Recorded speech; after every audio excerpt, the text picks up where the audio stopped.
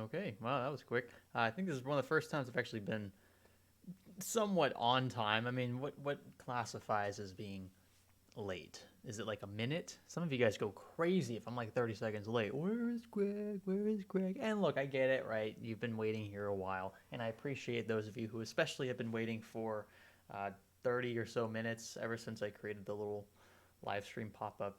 I should be doing this way in advance. Like it benefits the streamer to have these live streams posted in advance. YouTube just seeds it better, and they tend to perform better. But I kind of do these last minute just because like there's nothing really formal about the live streams. I've said this before. Like my whole point, the whole point of these live streams is just to I don't know, be real with you guys and just talk to you unscripted, give you my raw feedback, my opinions regarding certain topics, answer any questions you have.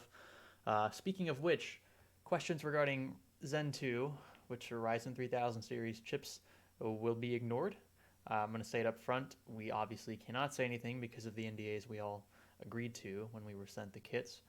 I can talk a little bit about X570 if you'd like some discussion about that, but um, for the most part, yeah, anything impression wise, what do I think of? I can't say anything now because I have the chips now. So anything that I know about performance wise is gonna kind of leak out if I talk about my impressions or anything like that. I just don't want to touch it. So stay tuned. I mean, this is coming up within next week or so. So you'll have tons and tons of input from a lot of different tech tubers. Someone's saying my volume is low. I am in the yellow, so it is your volume. You should probably turn yourself up, or turn me up, I guess I should say. Let's see. Nicholas asking what I think about Huawei not getting Google updates. You should watch my Huawei video because I have a video literally talking about that. Let's see here. Raprone, I don't know how to say that. He says, "Hey, Science Studio, been looking at building a new PC, and I'm torn between the newest i5 processor and newest i7. Want to play games at 144 FPS and stream. Well, I think if you want to stream, then and you're going with Intel no matter what, I think the i7 is the better bet, hands down. Um, Obviously, because you didn't mention AMD in that, I think it would be kind of a it wouldn't be right of me to bring up AMD, although I think you should still consider it strongly because you're going to get more value on the streaming side of things, I think, out of AMD. But if you're just going for sheer frame rates and maybe some occasional streaming, then I would definitely go with the i7 over the i5. Let's see here. Do I like cookies? The answer is yes, but it depends on the type of cookie. There are a lot of gross cookies out there. People put some weird stuff in their cookies.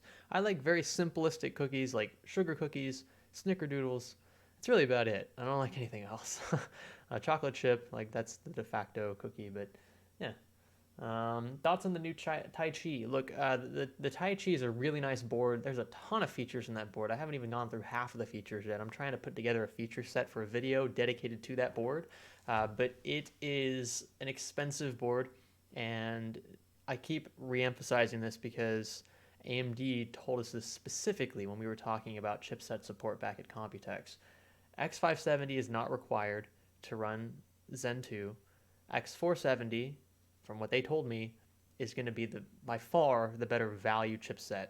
And a lot of people are probably already going to have X470 or even B450. Like they were telling me you can overclock on B450, like even the 12 core chip. So this, of course, falls kind of on the hands of the motherboard manufacturers and how future proof and how tolerant in terms of power delivery those boards are. But I would say most of you are going to be just fine with X470. The only real reason, in my opinion, to upgrade to X570, especially if you already have X470, is if you want to take advantage of PCIe 4 and the new faster M.2 drives, which we'll be testing. I should say NVMe drives. They're SATA M.2, which is like that's limited by the SATA interface, so it's going to be really slow, comparable to NVMe, which is going to be lightning fast, especially on PCIe 4 if you're using a PCIe 4 drive. So that's really the only upside to it that I can see apart from just better power management. I mean, these boards are going to be made for the 12 core and 16 core chips, right? They're going to have two 8-pin CPU connectors, for example. Like they're ready for power. But when it comes down to like the actual practicality of it for the average consumer, I really think a lot of you are going to be better off with X470 or even B450. I mean that. And I'm going to be testing Ryzen Zen 2. I've already been testing on X570, but I'm going to be testing a lot on B450 and X470 as well, just so you guys get a well-rounded synopsis of what's good and what's not, and if you can overclock, and how much you can overclock compared to the newest and latest chipset. I got one super chat up here from Mac Fisher, $1. Appreciate that, Mac Fisher. Right under that, a question from Mark305. Should I upgrade from Ryzen 7 2700 to Zen 2 for gaming? I can't say. I said this in the beginning of the live stream. I can't talk about, and I'm not going to talk about Zen 2 performance. It's not going to happen. I just won't do it because I think it's blurring the lines between what the NDA actually says I can do and what I can't. Let's see. Sebastian, how's it going? Looking good with those 5 stars next to your name. I appreciate the membership. That's what, like 6 months at least to get the 5 stars? Actually, maybe more than that. I don't really know. But that's awesome. I appreciate it. Let's see here. We got another super chat from Jorge. Is that how you say it? Jorge? I want to say George, but if you're Hispanic, it's probably Jorge. Valentine, $10 super chat. Oh, I appreciate that. It says, hey, my girlfriend is into video editing, and she'd like to know what the best PC specs are for that. I was thinking maybe i7 and 1080 GPU would be good, but I'd like your advice. So yeah, video editing for sure I would go with Intel, at least for right now. If she's going to use Premiere, which is what I expect she'll be, I mean, that's the one that everyone, I shouldn't say everyone, that's the one I've used quite a bit. I'm very knowledgeable in Premiere, although there are still a ton of things I don't know about the software, but I'm using it for a few years. And if you're going to use Premiere specifically, then I would tell her to go with Intel for sure, an Intel Core i7. You could get away with a 9700K, even a 9600K if you want to go with an i5. That would still work. And then a 1080 would be great, especially with Premiere. CUDA acceleration is going to, you'll be benefited by NVIDIA GPU. So I would say, yeah, at least a 1070, 1080 even, or if you want to go with RTX and something like a 2060 would be just fine for a lot of what she's probably going to be doing. If you're not going with Premiere Pro, if she's going to be using like DaVinci Resolve or something, then I would go straight up for the highest core count chip I can get. And in that case, I would probably switch back to Ryzen.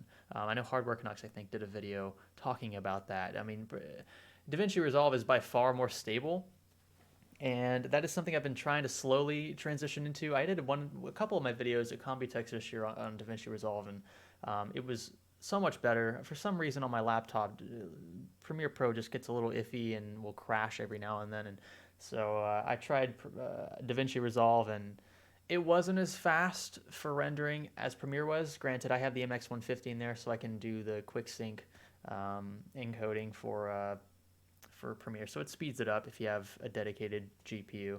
But from what I've heard so far, if she's going to use DaVinci Resolve, then I would go for higher core count. That would mean Ryzen 7. You can get a lot more kick for the money with Ryzen 7. So it depends on the software suite she's using. Let's see here. Mantastic Trooper 12310. What phone do you have? The phone I am rocking now is the Pixel 3 XL. I have actually Pixel 3a XL. This is a sample Google sent, and I've been using it for the past. I've been kind of switching, honestly, between that and my Pixel 3 non-XL, the regular Pixel 3, which they also sent like a few months ago. And I can't really decide which one I like more. From a value perspective, definitely the 3A is the better phone. But when you take into account everything, like what you're trading off, I'd still say the Pixel 3a is a better phone. It's just, I know that not everyone's going to think that. It's a slower phone noticeably, but is it really like that? Like if you're super impatient or you're used to having a lightning fast phone, maybe you're on iPhone and you want to switch to Android, which is noticeably slower in some tasks, then mainly because, for one, the processors in Apple phones are designed specifically with that software in mind. So they just work so beautifully together and they work so fast. So coming from an iPhone, I would say it'd be a pretty hard kick in the teeth switching to a Pixel 3a. But if speed is not really a huge concern of yours, then the Pixel 3a is one of the best value phones right now. And I would say it's almost, I haven't touched the OnePlus 7 yet, but it's close. I mean, it's close to my perceived value that I see in the OnePlus 7. Obviously, that one's going to be a little more expensive, but you're getting a lot for OnePlus has always been affordable. They've been like the affordable, budget-oriented, non-budget phone, right? So they have like high-end specs, but an affordable price tag, which is good. The 3A is kind of like that, but it's got a noticeably slower, Snapdragon 635 in it, I think. Again, I don't see it too much. I really just see it when I'm taking HDR photos because it doesn't have a dedicated little HDR processor or whatever it is in it, and that's really about it. Battery life is way better on the 3A than it is on the 3. Granted, they're different battery sizes and screen sizes, but still. Okay, moving on here. Let's see. I'm gonna scroll up just a little bit. Let's see. Thomas is. I saw this earlier. He says, shouldn't reviewers have a list of games selected for reviews that is independent of each review, so that there can be no bias selecting games? I see where you're coming from with that, but the problem is games. There's always a new game coming out, right? And everyone always wants. Sorry about that. Everyone always wants something new to be released, or something new to be benchmarked. And so you can't really stick with this. I mean, I've stuck with a lot of games over the years because, like GTA 5, I've used GTA 5 a lot because it's a baseline. I know it's predictable. I know where games are going to fall, and that's something that I definitely benchmarked for Zen 2 that we have here. But some other games I've moved away from, like City Skylines. I used to benchmark with that game. I moved away from it. It was very iffy. It went up and down a lot because there's no built-in benchmark for one, and for two, it's only like a 3-core powerhouse. Like if you have anything more than 3 cores, you're not going to see much in the way of benefits. So I don't really think that saying that it's less biased to stick with the same suite in every video, I don't think that's necessarily true. Although I know what you're getting at. But I can say for sure, like, it varies from test to test for me, especially when it comes to like ray tracing, right? So I have to use a certain games for that, like Battlefield 5. I don't like benchmarking Battlefield 5 because I don't like Origin. I don't like when I benchmark that game, it'll lock me out after 5 or 6 swaps of hardware. I don't like that. I try to stick to Steam games for the most part, just because it's easily accessible. My entire library is on there, and it's just no hassle. But yeah, I don't really think that's a thing. I don't. I mean, if I was purposely trying to benchmark games that I knew would favor AMD over Intel or vice versa, you guys would know and you would call me out on it in mass. Like, it's different if there's like 1 or 2 people complaining. There's always a fanboy somewhere that's pissed off. You're not going to be able to please everybody. But as long as the general populace is content with the games that you've tested and doesn't see any inherent bias, then I would say there's no problem. And for the most part, the games I test are the same. But every now and then I'll sneak a new title in there just to see how it does. I don't think there's anything wrong with that. Okay, I'm scrolling down here. Christian, 8-core or 6-core for streaming? Depends if simultaneous multi-threading is baked into that. If you're talking about, well, if it's Intel or AMD, it doesn't matter. Hyper-threading, SMT. I would say if you have 6 cores and multi-threading, then you're fine. I wouldn't get the 8-core just for streaming. You could get the 8-core for streaming. It would be better. You'd have more hardware overhead. You'd have more threads to utilize, obviously. But from a value perspective, I think the 6-core 12-thread is a better value streaming chip than an 8-core 16-thread, which tends to cost around $100 to $200 more. Okay, scrolling down here. I'm just trying to fly through these, folks. Vsol said pixel bezels look old and ugly. I disagree. I straight up disagree. I think the race to get a full screen phone, like a 90-95% screen to body ratio, I think it's a stupid race. It makes you compromise on so many important things, including front facing speakers, which I love about the Pixels, including a speaker grill that actually, you can put it up to your head and you don't have to worry about any of that weird distortion or high-pitched tones that you get with some of the crappier, smaller, slimmer speakers, or even the ones that have to fire through the phone screen. You also compromise the location of the front-facing camera. You have to do something weird like what Asus does with the flip camera, or you have to have a pop-up camera. Like, it's a waste. To me, I would rather have thin bezels on the top and bottom and be able to actually put hardware that belongs there in those places without compromising on build quality or some weird functionality of the phone. Okay, scrolling down. JJJ says something. Fam, love your vids. Keep doing what you love. A happy creator is a good creator. I appreciate that. Thank you. See, we got a super chat here from missed one. From Jorge Valentine. Oh, George. Okay, sorry about that, George. I appreciate you correcting me on that. He says, all right, cool. She'll be using Premiere. Yeah, so if she's using Premiere, definitely Intel. That's what I use. I use the 9900K in here for Intel. And even if I didn't have a 9900K, I would use the 8700K over Ryzen 7. And we're talking older gen. I'm not speaking about Zen 2. If it changes, you'll know my opinion on it later. Okay, but yeah, I appreciate that. Thank you again. Let's see. Okay. Arid's asking about the lawsuit. Rewind in the live stream. I answered that earlier. Tom R, $10 super chat. Okay, he wants Pepsi to be answering the questions. Pepsi, hey, you want to answer some questions? You want to answer some questions? I don't know if she's prepared. But you know what? You threw some money at me, so I feel obligated now. Pepsi, yeah, come here. Come here. Oh, I gotcha. Just real quick. She's a very squirmish cat, and she yeah. So we gotta be. Hey, baby. Hey. She's actually being pretty chill right now. Okay, now she's not. Okay, go ahead. Go ahead. Okay. She's one of those cats that like she'll sleep all day, and when she's not sleeping, she's extremely energetic. That's probably why she's energetic. That's probably the correlation. But she's I don't know if she wants to go out or not. I closed the door, so she might want to be going out. I'll see here in a second. Michael Morales, $4.99 super chat. Appreciate that. Will the high-end X470 motors really be able to handle the 3900X? Your thoughts? I already talked about this a little earlier in the live stream. I'll say it very briefly again. AMD told me yes, they should. And I'm going to test that. So stay tuned for the next week or so. You'll know the answer to that question for sure. But I've got a 3900X here. And after I run my tests in X570, I will be swapping to X470, and you'll know. Because I'll push it just as hard, if not harder. I'll throw whatever voltage I have to, and I don't care if I fry the chip. I'll do what I have to see if I can get it to the same frequency, and if so, how stable it is at that frequency and at that voltage, and how hot VRMs are, because I'm sure that's a plausible concern as well. Let's see, scrolling down here.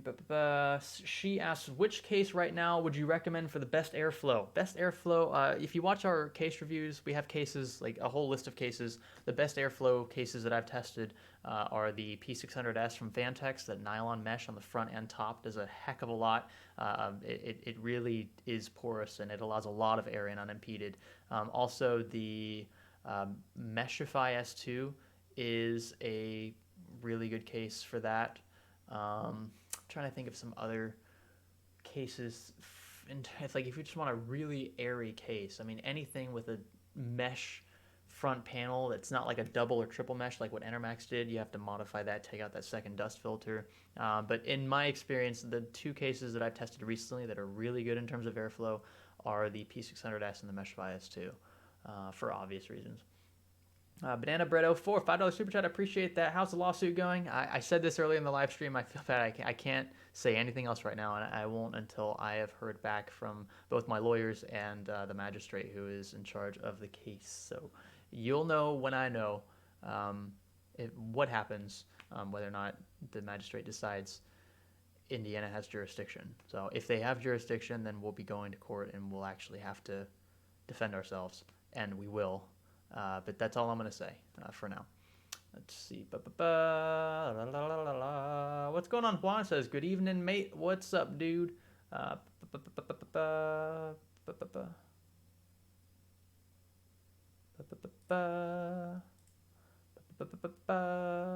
What specs would you recommend for a $600 system? We've got a few $600 builds on the channel. For right now, I mean, I'd have to really go back and look at the top of my head if I can remember what parts would amount to $600. I would go Ryzen 5, like 1600. You can get those for really cheap now, like $100 or less. That's a really good starting point. B350 motherboard for like $50, $60 if you want to buy used. You get 8 or 16 gigs of DDR4. Upgrade to 16 when you can in your budget. Get a $200 graphics card, if you want to buy new, you could get like a 1060, or if you want to buy used, you could possibly get a 1070 if they're still in, if people are still selling them at decent prices on eBay, which they might not be, just depends. But around a 1060, you could even get like an RX 580 for 100, 120, 140 bucks in some cases. So let me let Pepsi out real quick. She wants out. You want to go out, baby? Come on. Go ahead. There you go. Oh, she's out now. But yeah, I don't know why I'm looking way over there to answer these questions. I can just swing the chat box over here. Okay, here we go. All right, Alex's walkthrough. Say Science Studio, if I want a dual channel config, do I need to buy a kit or can I just get two separate identical sticks? Getting them separate is a lot cheaper for me. Sorry for repeat. Yeah, you should be able to get it to run with two separate sticks, no problem. You'll have to check cache latencies and timings. Those things tend to differ from module to module unless they're the exact same SKU. But yeah, as long as you're running one in slots A1 or A2 and then the other in slots B1 and B2, which A and B are your two channels, right? So that's why you have to space them out on most conventional boards. Then you should be able to run a dual channel. It shouldn't be a problem. But in fact, you could use two different sticks from two different companies. Like you could probably get that to work too. I haven't done that because it looks weird most of the time, but that in theory could also work. Let's see here. Dodd says, I think reviewers should only use games they're actually playing for benchmarks. Yeah, problem with that is I only play like 3 games. So the only games that I play are GTA 5, City Skylines, and like Call of Duty, like Black Ops 3, which is old. So it kind of wouldn't be a great testing suite if I just used the games that I play. Let's see. SOB's Casual Corner. Science Studio will be comparing any of the X99 CPUs. Just hoping someone will have some benchmarks, including 5820K and or 5960X. Looking to upgrade. I don't have my 5820K anymore. It's an older CPU. I mean, look, you're gonna know based on like.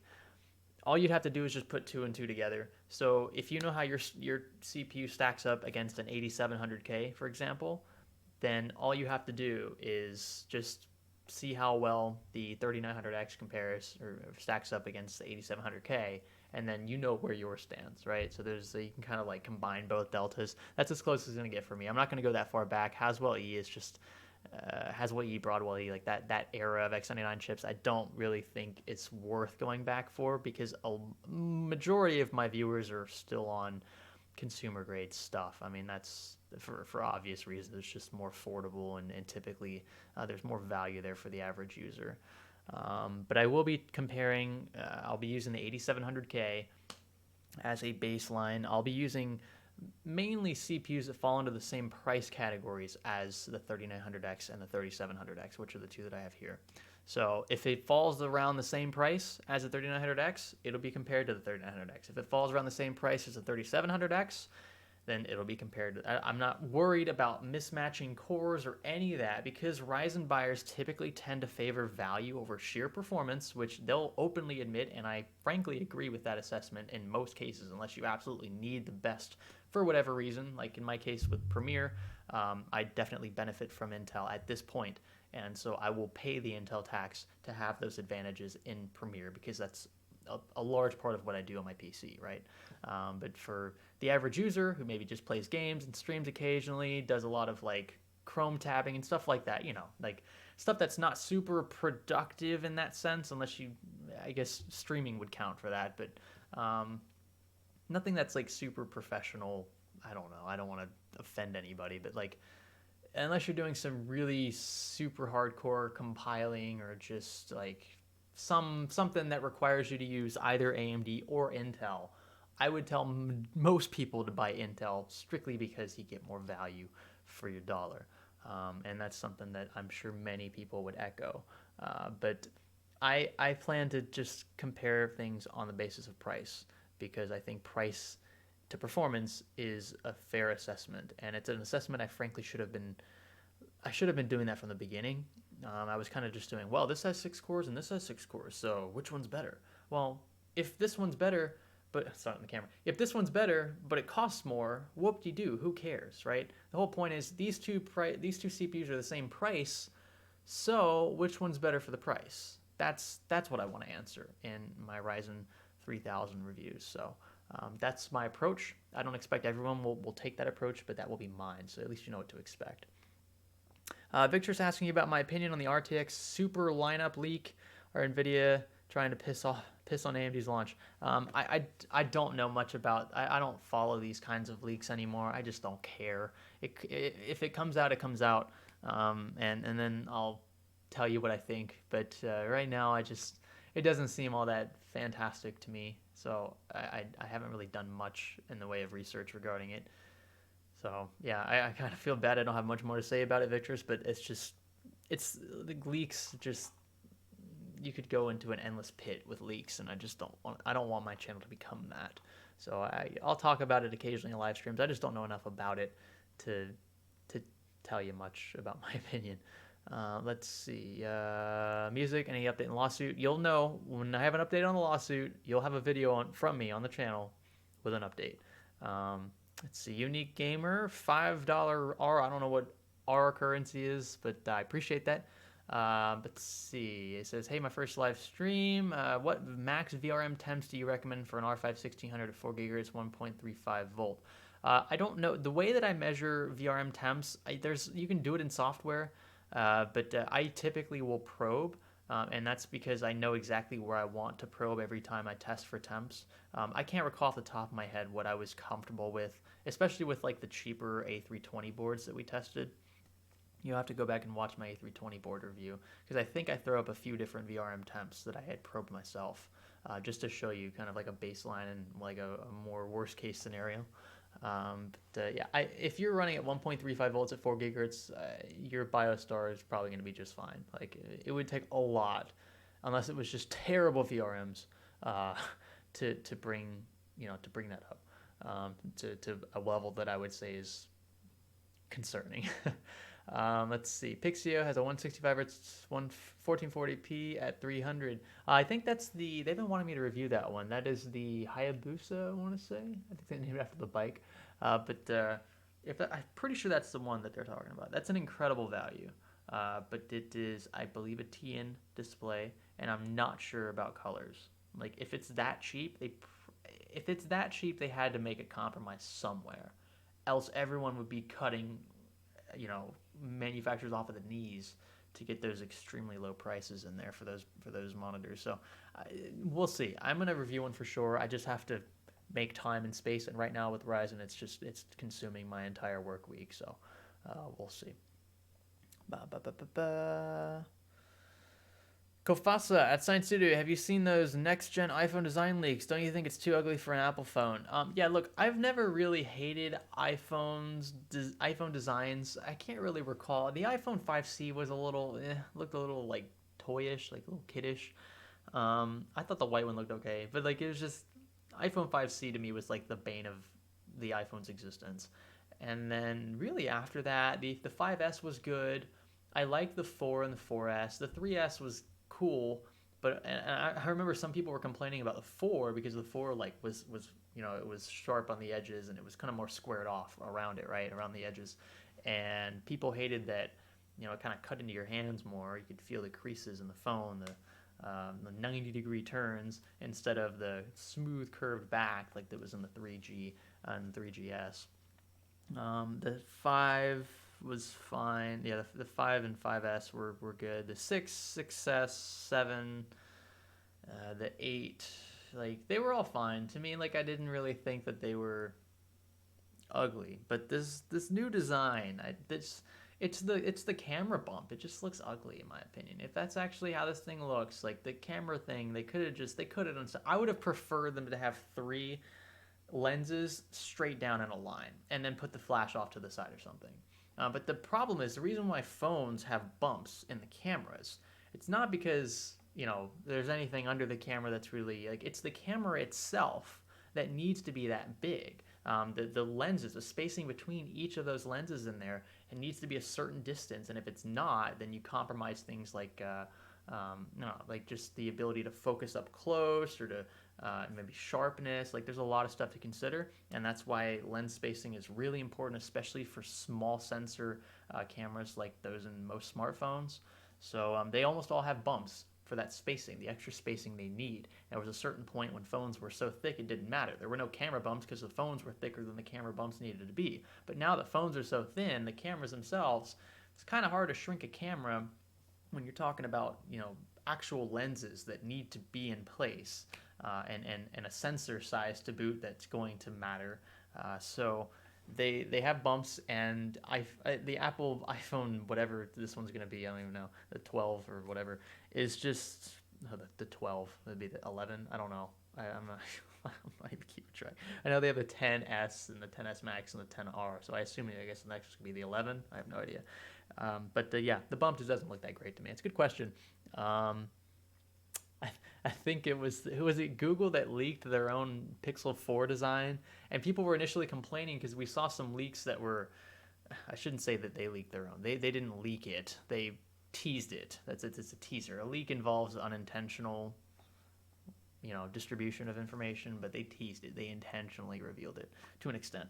And I think people were initially complaining because you saw the silhouette of the Pixel 4, supposed Pixel 4, and it looked like the iPhone, the new iPhone with that big camera bump. But Google did it a little differently. I feel like they had to reveal it because so many people were roasting them for copying Apple when every industry, every industry leader is going to copy a competitor at some point somehow. Like that's just like an inevitable thing. I feel like there's so much. There's so many ideas out there. They're all bound to kind of overlap to an extent, right? It's very hard to find genuinely innovative and totally independent ideas nowadays. There. I remember reading some patent stuff on. I was just like reading a whole friggin' Wikipedia, whatever, like a 10-page article about patents, and there were so many times in history when people were claiming to invent the same thing at the same time. I know that the auto engine was kind of like this. I can't think off the top of my head what it was I was reading about specifically. I think it might have been. I know the internal combustion engine had a lot of like competition, a lot of people supposedly doing the same thing around the same time.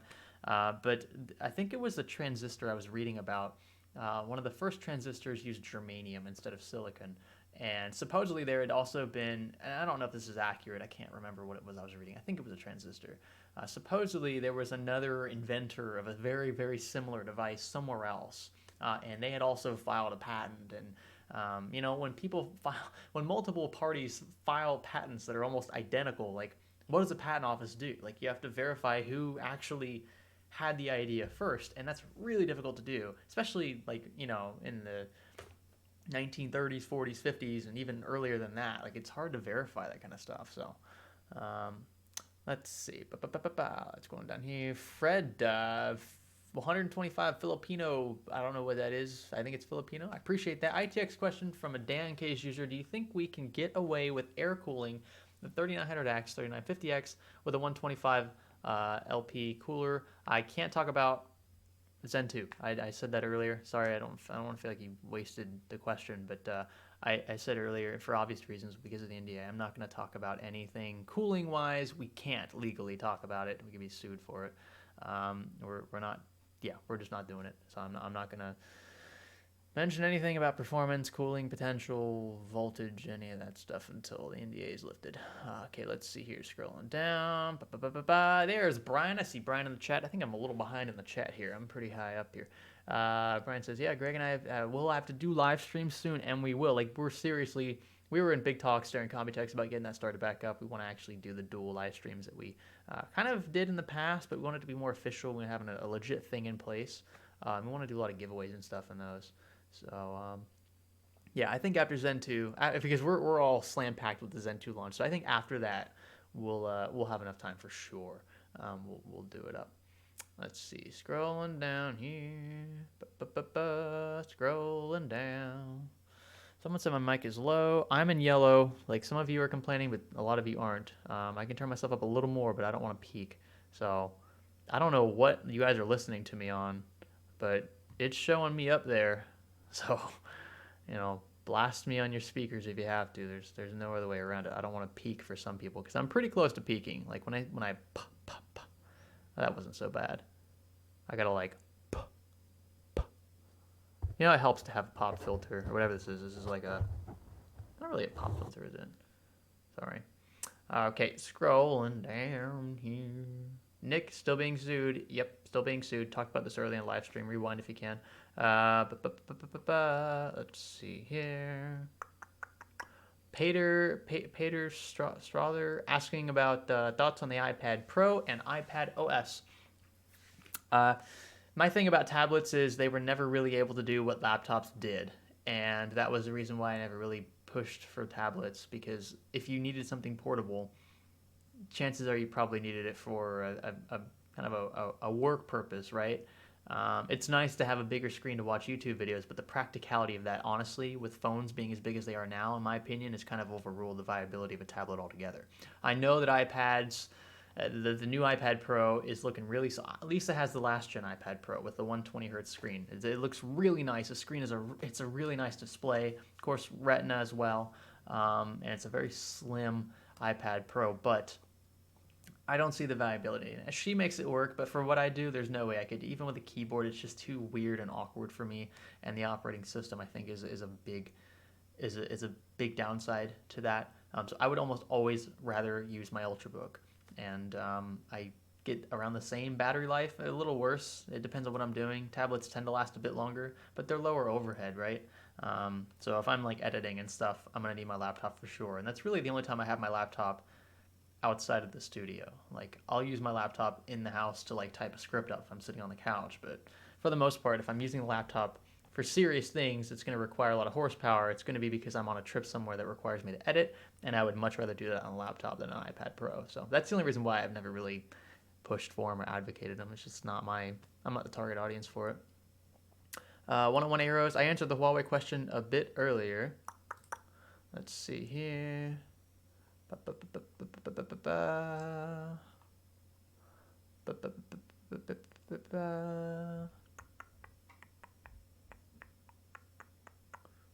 Okay, okay.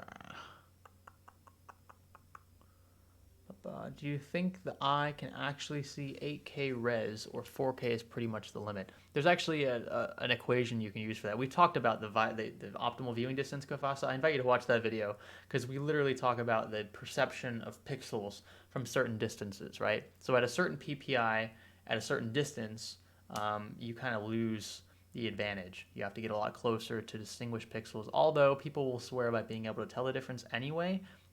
It's some of it's probably a placebo effect, although I'm sure some of it people can genuinely tell. Like they do tests, like is this 8K or is this 4K? You know, but I, it's hard to say. I mean, 8K is more. I think it's.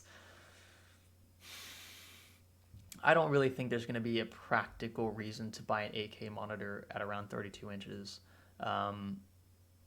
For what I do at least, there's no reason for me to do that. Some video of special effects artists and whatever, like I'm sure there's some use cases where they're gonna say, yeah, 8K is the future, I need 8K, but I don't see it. I just don't see the feasibility in it. I can't tell the difference between 4 and 5K. 4 and 8K, I mean, like 4K already looks super crisp from far away. So depends on how close is it to your monitor, to be honest. Like you can get close enough to probably discern pixels on an 8K display. It depends on how big the 8K display is. But yeah, that was kind of the whole thing with about 1080p TVs and 4K TVs. Technically, you're not supposed to see the difference for a lot of this, especially for a lot of the bigger. Was it bigger? No, for a lot of the smaller TVs. But if you get past like 60 or 65 inches, I think that's where you start to see the benefits of 4K for sure. And I can just see that when like it toggles between 1080p and 4K in YouTube. Like I can see the difference on my 4K TV, which is like a 55 inch. So around there, I would say around 60 inches, around that diagonal screen size is when it starts to matter. So for an even smaller display, granted you're sitting a lot closer, it's hard to tell. I'd have to run tests on my own to verify. RC Beat says VFX is still mostly edited in 2K, which I believe that. I mean, I have no reason not to. Let's see. And a lot of people you'll find really won't. I mean, it's difficult to go backwards. You're used to a 4K display, and then you have to go back. Sorry about that. Back to a 2K display or a 1080p panel. That's rough. It's like kind of almost equivalent to going from 144 hertz to 75 hertz, right? Like that hurts your eyes when you're used to the higher refresh rate. It's just like, oh, why is it so stuttery? And like you can tell because you've adjusted to it. Your eyes do the same with PPI, but I don't think it does it to the same extent. So I've gone freely from 4K back down to 1440p at the same screen size, and I don't have any issues at all. So I just don't think people are as sensitive to it as marketing would have you make it out to be. And like I'm using 1440p panels now. I've used 1080p panels in the past. from 1080 to 1440p, I see a difference. From 1440p to 4K, I do see a difference, but it's a smaller distance. Even though there's a huge pixel jump between 1440p and 4K. It's much bigger than the pixel jump from 1080 to 1440p. You do the math; it's very, very simple to work out. But even though you're adding that many more pixels to the 4K panel, it's still not justified in my opinion, because for one, they're typically going to cost a lot more money for the refresh rate that you want. So if you want a 120 hertz 1440p panel, they're cheap. You can get it for $200. 120 hertz 4K panel is going to cost you several $100 more. So you have to weigh the pros and cons, and in my opinion, the cons far outweigh the pros with respect to 4K panels, especially gaming-worthy 4K panels. Okay, let's see here. Let me scroll back up a little bit. Make sure I didn't miss any super chats. I did miss a few of them. Okay, Bob Flanders donated $7.77. I missed you, Bob. I'm sorry about that. I hope you're still watching. That's my bad. I've been using the YouTube chat, and I get way behind answering questions, so that's my fault. I see it on the Streamlabs menu, though. Bob says, "Hey, Greg, long time, but I've been watching. Hope you and the wife are well." I appreciate that, Bob. I know that Lisa does as well. Thanks for the continued support. It means a lot. And a lot of you probably find this hard to believe, but I do see those people who are always here. Even if you don't throw money at me, I recognize.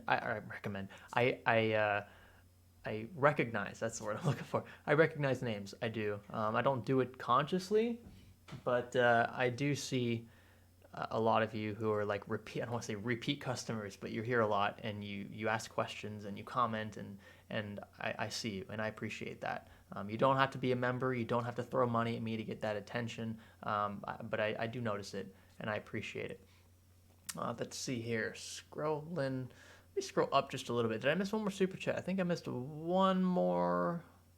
I missed one more from Topher Tech. Topher Tech, what's going on, dude? $5 super chat. Hi, what kind of cam would you recommend for a beginner YouTuber? I have a budget of $500.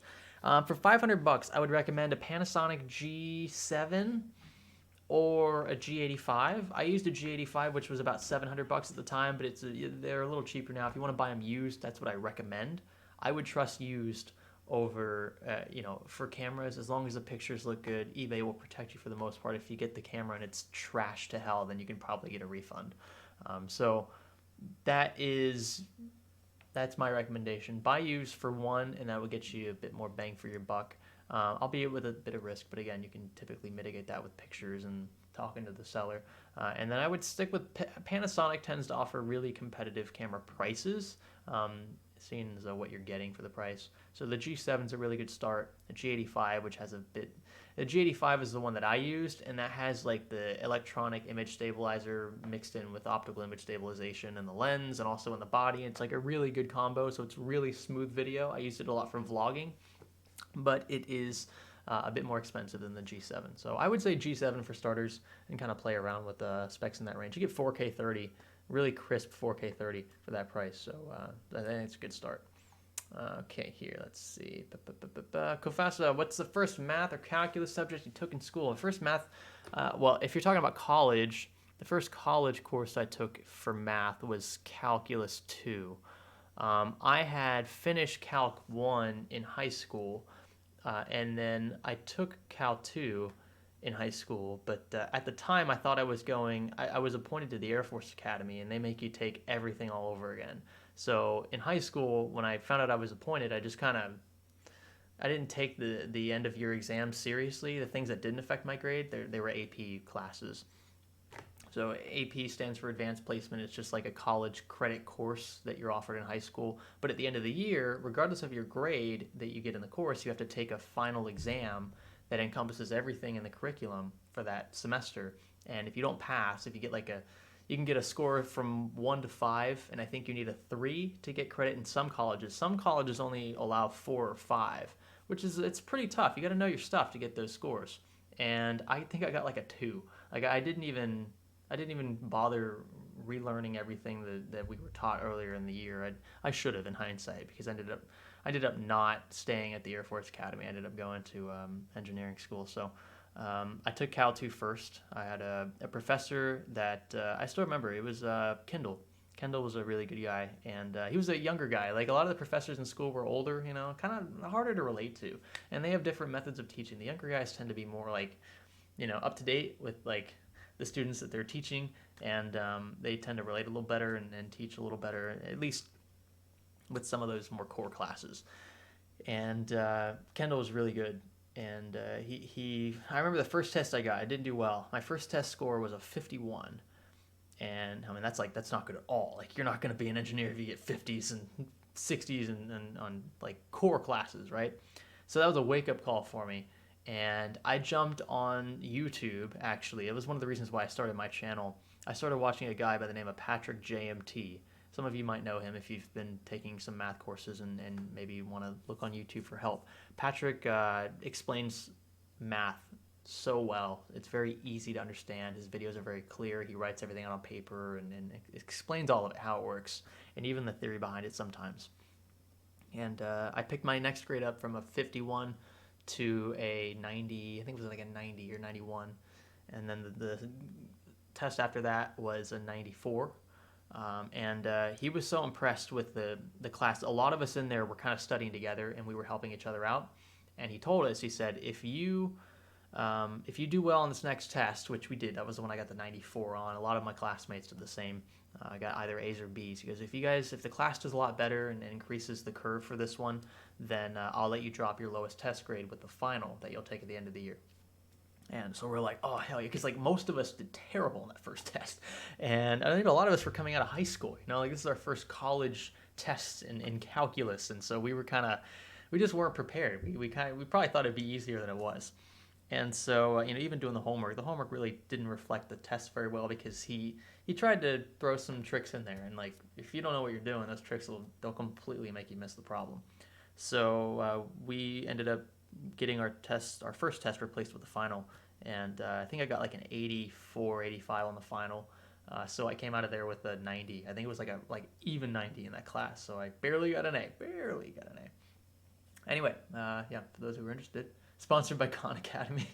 No, I never really watched Khan Academy. I didn't like Khan Academy was just the style there just didn't work for me. I like Patrick JMT a bit more, just because he was straight to the point. You clicked on the video and it was like immediate, like, here's the problem, here's how you solve it. No BS. Not that Khan Academy had any BS baked into it, but Patrick was better for me. So I really only watched him. Sarah's asking about the lawsuit. I answered that a little earlier. Let's see.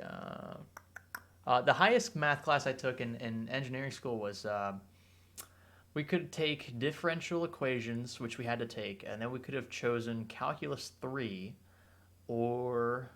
which was obviously an extension of Cal 2, or we could have taken, what was the other one that I took? I don't even remember. I think I took something along the lines of like an industrial economics class.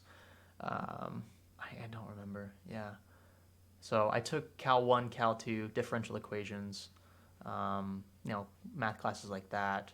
I took a lot of statistics courses as well, which those kind of sucked like in the moment, but I'm kind of glad I took the stats courses because they really helped me with what I do now.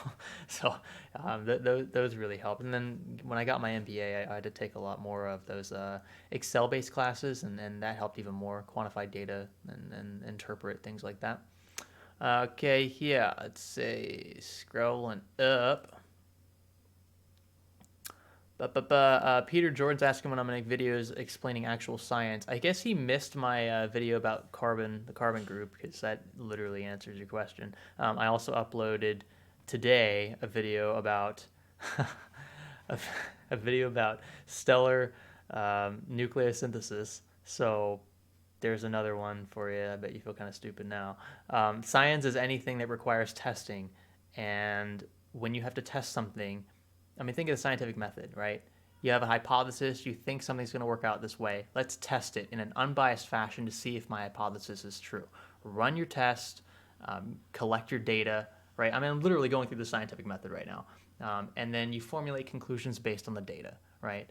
And even if we're not talking about astrophysics, which it seems some of you, like a few of you, think that science is only astrophysics, physics, astronomy, biology, chemistry, and that's it. Science is anything that involves testing to that degree. And so, yeah. maybe you learned something there. But we do a lot of it. I mean, like our Minute Science videos for sure have a lot of that kind of stuff, like the deep dive stuff. But when we're just benchmarking, when we're running tests, when we're doing like these experiments, like that's what they are. They're experiments. And if you're experimenting, that falls under the category of science as long as you're doing it in a way that is objective and you're properly gathering data and drawing conclusions again from the data that allow you to make rational statements about what you observed. That's science. You don't have to be a freaking rocket scientist to call yourself a scientist. You can be a scientist doing anything as long as it's, again, done in that fashion or similar fashion. Let's see here. My name is Jeff. We talked about Ryzen 3000 series on a live chat a while ago. How have your thoughts shifted since then? I can't talk about anything right now. I said this earlier in the live stream. I'm not going to talk about Ryzen 3000 Zen 2 because I'm testing them currently. Wouldn't be fair. Serious. So the lawsuit topic, has it made you think twice about doing similar vids? Nope. I've been doing them since then. I've had like 4 or 5 Craigslist videos posted since the lawsuit videos. That's not going to stop me. I did nothing wrong. I still believe that I did nothing wrong. And a lot of you seem to think the same way, which I appreciate. I appreciate the support. Yeah, no, nothing stopped me. You can go to the I Read playlist right now and watch more videos. Like, do the same things. And I believe I'm within my right to do that. As a member of press media, I think that some of it falls under satirical commentary, which is protected, and then some of it also just is covered under my ability to investigate as an independent reporter. There are First Amendment laws in place for those specific cases. Let's see here. Most tasteless 8805. Do you have a PO box? I don't at the moment. I will have a PO box when I move into our new house, but I'm going to be moving from here in a few months. So when I do that, I'll get a PO box down in Orlando, and then we can set something up. You guys can send me some weird crap, and I can open it live. That would be cool. I think we should do that as like a segment of the live streams. Like I'll just open up stuff you send me. I'll probably have to have somebody screen this stuff first to make sure I don't get anything really weird. So I'll probably have my brother or Lisa or somebody open the packages up and see, or maybe at least scan them. I don't know how we're gonna be able to. I've never really wanted to do stuff like that up front because I felt like that would just invite a bunch of weird people to send weird stuff. Typically that's what happens when you do something like that on the internet. But I don't know, if people really want to take the time of day to send us something, then maybe we could set something like that up. So we'll see.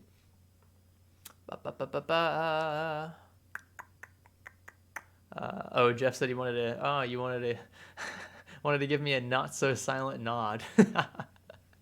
Yeah, and look, it'll all be revealed in a week. You know, you'll find out. And yeah, I mean, there's no reason for you guys to be disappointed. I don't think. I think you'll be satisfied with what you see. I will say that. Let's see here. Would you want a puppet? A puppet? I don't think that was directed at me. Thoughtful letters are okay. Oh, of course, thoughtful letters are okay. You can read letters. That's fine. Yeah, I know. I'm just thinking of like people sending like, like bags of poop in a box. Like something like that. I think people have probably thought about doing that, and I've seen people do it online. And that's the kind of stuff that I don't want to like open myself or Lisa up to. It's just like the possibility of stuff like that happening. Now that I say it, I probably made it worse, but I just don't, I'm fine without that stuff, to be honest. You could email me or tweet me if you really wanted to do that. Dale Marcel, $2.79 Canadian. I appreciate that, from Vancouver, British Columbia. Keep making interesting videos. I appreciate that, Dale. Thank you. I will actually be in Vancouver specifically for LTX next month. So actually around this time next month. So if you're there or in the area, then it'd be cool to meet up. It's going to be a big event this year. So I'm excited about that. We talked about LTX, I think, in the last live stream, but it's going to be really big. You guys are going to love it. If you're going to go, you're not going to regret it. I really believe that this is going to be probably like my favorite event of the year. And I haven't even gone to one before, but like there's so much stuff they're going to be doing with so many partners. It's going to be a big deal. Trust me. Let's see. How's is that how you say it? $5 super chat. I appreciate that. What's the difference between a gaming card and a compute card? Why are so many gamers buying Radeon 7? Okay, so yeah, it depends on the use case scenario. Compute cards are used for different things that I don't really test a lot of on this channel. Graphics cards are, I mean, they're all graphics cards, but when we say graphics cards here, we're talking specifically about cards that are targeted toward gamers. Which in this case would be anything from a GT 1030, which please don't buy a GT 1030, all the way up to an RTX 2080 Ti, which you're pushing the upper echelon of viability there. Obviously, it's a $1,200 card plus. But yeah, it depends on the use case. So you could buy like a lot of the Quadro cards, which are still like they're almost the exact same cards as some mainstream consumer cards for gaming, but they're targeted to different things. Maybe they have different display outs. Maybe they have no display outs at all. Some of those compute cards don't need display outs. So yeah, it definitely depends on the use case. Radeon 7 is really not. It's not a card that I would recommend a lot of people buy because of that. Because if I was buying Radeon 7, I would have a very specific use case for it, and most of what I do wouldn't require that. So it's, yeah, we'll see. I mean, Navi's going to change that. I will say that. And I have 2 Navi cards here, so you'll also find out about that soon. And in terms of competitiveness in the upper echelon of cards. Okay, scrolling down. Someone said VR is a gimmick and expensive. I highly disagree. VR is cheap. You can get VR for $300, and it's a game changer for gaming. It's the future of gaming, I believe. Let's see here. Scrolling down.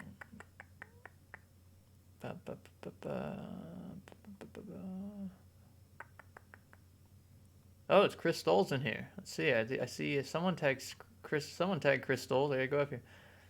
Yeah, Chris says QuakeCon. Yeah, I remember we talked about this, Chris. He says QuakeCon and LTX are at the same time this year. Looks like I chose events poorly. GG. I mean, yeah, I'm pretty sure as well. There's some other events that are coming up kind of around LTX, and it's kind of funny. Like one of them was like, I don't know if I can say anything about the company involved, but it was a kind of like a keynote type thing for a launch coming up, and they wanted to know if they could fly us out to California around like the 23rd of July. And I'm like, well, I was like, LTX is coming up, and I've already committed to that. Like we've already got flights and everything arranged, so that's for sure gonna happen. So it needs to be scheduled around LTX basically. And so it's kind of funny to see like the amount of influence that Linus and LMG have. It's insane, and you start to see it kind of play out in these events that they're putting together. Like these events are going to be so big. Like LTX this year is going to be so much bigger than LTX was last year. Just judging from all the crap that they've got going on, that they're planning this year.